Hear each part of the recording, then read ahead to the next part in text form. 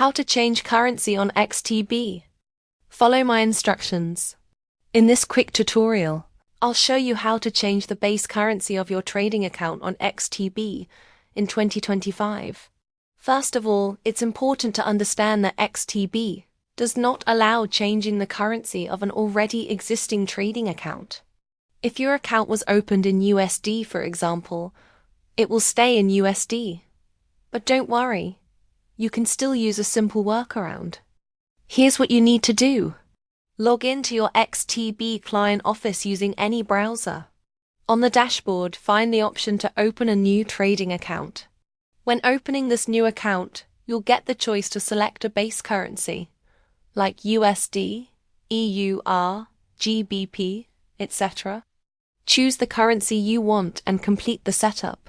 Now, go back to your xStation platform and switch to the new account by selecting it from the top right corner. And that's it. Instead of changing the currency of an old account, you simply open a new one with your preferred currency. Thanks for watching.